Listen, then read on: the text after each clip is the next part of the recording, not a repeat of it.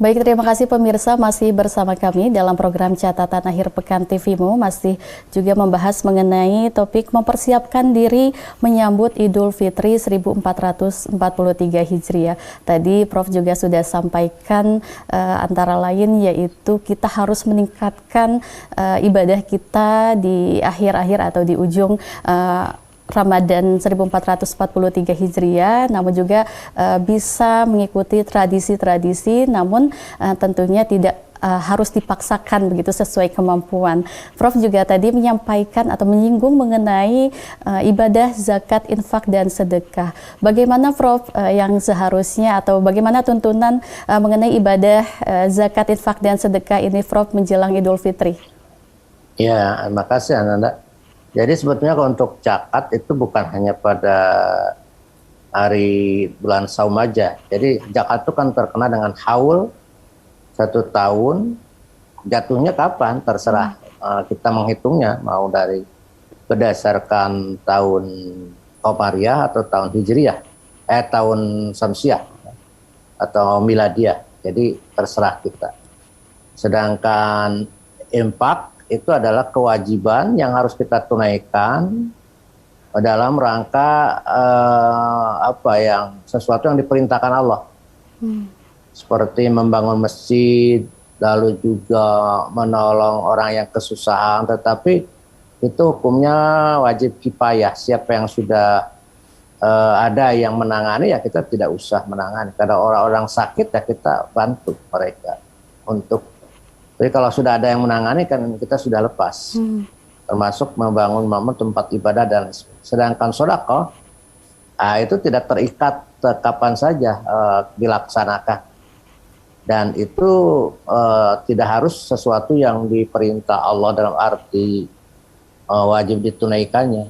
Kalau sedekah itu kan tidak hanya uang, tidak hanya harta. Tapi sedekah itu adalah juga berbentuk senyum juga sedekah, berkata baik sedekah, lalu juga berzikir juga sedekah. Kata Rasulullah, jari-jarimu itu bisa bersedekah dengan kita memakainya sebagai hitungan zikir. Nah, yang perlu ditunaikan dalam bulan Ramadan itu zakat fitrah, yaitu mensucikan jiwa kita. Kalau zakat biasa ada mensucikan harta kita. Kalau ini zakat fitrah itu mensucikan jiwa kita untuk dengan memberi makan fakir miskin dengan makanan-makanan pokok. Ya kalau di Arab gandum, ya, atau kurma, kalau di sini adalah beras. Mau beras putih, mau beras hitam, hijau, beras merah itu terserah. Beras. Dengan jumlahnya adalah 2,5 kilogram atau 3,5 liter.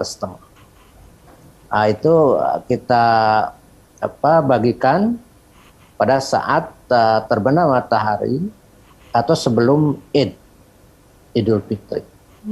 Jadi sebelum berangkat atau waktu terbenam matahari kita bagikan, karena itu untuk bekal para fakir miskin dalam merayakan Idul Fitri besok. Zakat fitrah ini wajib bagi orang yang semua yang berjiwa, lalu juga yang punya, ya, yang punya. Umpamanya bayi yang baru lahir itu sudah wajib lahir sebelum terbenam matahari di bulan Ramadan. Nah, itu kita wajib mengeluarkan. Jadi per keluarga yang bertanggung jawab siapa? Kepala keluarga.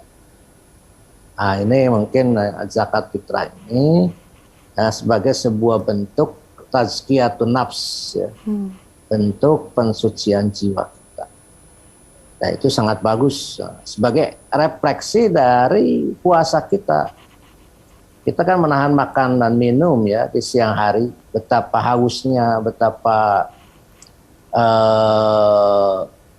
laparnya kita tahan.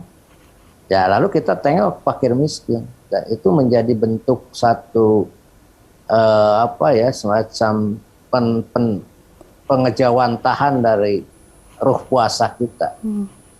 Itu memberi makan fakir miskin. Dan bukan hanya zakat fitrah saja, yang seterusnya diharapkan kita ini mempunyai kepedulian sosial pada masyarakat yang berkekurangan. menjadi orang dermawan ke depannya. Dengan zakat fitrah ini sebetulnya satu starting point untuk kita menjadi dermawan ke depannya dengan bersedekah, dan itu sangat sangat luar biasa, dihargai Allah. Kata Rasulullah, selamatkanlah dirimu dengan sedekah walaupun satu biji kurma. Nah, itu mungkin ini menjadi menarik untuk kita bicarakan. Baik Prof, jadi terkait zakat, infak, dan sedekah juga sudah ada tuntunannya agar kita juga menjadi pribadi yang lebih baik lagi untuk dan bermanfaat bagi umat dan bangsa begitu ya Prof. Prof, tadi kan disampaikan bahwa mengenai ibadah zakat, infak, dan sedekah begitu. Nah, apakah ada juga program yang dilakukan oleh Muhammadiyah dalam hari-hari terakhir atau di ujung Ramadan dalam hubungan memperbaiki diri antar manusia begitu Prof, yang dilakukan oleh Muhammadiyah, apa saja Prof? Ya, yang jelas Muhammadiyah sudah mengeluarkan surat edaran mengenai Idul Fitri ini lengkap sebelum masuknya bulan Ramadan, itu kita sudah mengeluarkan tentang bagaimana menghidup-hidupkan malam Ramadan menjelang itu. Seperti umpamanya kita sudah menyiapkan untuk zakat fitrah itu bisa disalurkan ke lajismu, termasuk zakat, infak, sedekah yang lain, ke lajismu, atau ke pimpinan-pimpinan yang ditunjuk oleh masing-masing struktural, baik PDM, PCM, PRM, untuk mengumpulkan zakat, atau ke majelis-majelis taklim, atau ke masjid-masjid Muhammadiyah. Yang mungkin nanti akan bagikan ke fakir miskin sebelum sholat Idul Fitri sudah harus selesai pembagiannya. Dan juga kita menyediakan tempat-tempat pelaksanaan sholat Id. Ya, tentunya kita di lapangan, karena tradisi Muhammadiyah itu bukan di dalam masjid, ya di lapangan, karena supaya semua orang bisa datang ke lapangan, termasuk wanita yang haid, nifas, itu bisa ikut untuk hadir di lapangan, tidak terkendala oleh aturan bahwa mereka tidak diperkenakan untuk masuk masjid. Jadi segala persiapan termasuk kita menyediakan khutbahnya, teks khutbah dan lain sebagainya secara itu komplit untuk menghadapi Lebaran. Itu mungkin. Baik Prof, terima kasih atas penjelasan dan pencerahannya. Kita lanjutkan di segmen berikutnya. Tetaplah bersama kami pemirsa di Catatan Akhir Pekan TV-mu.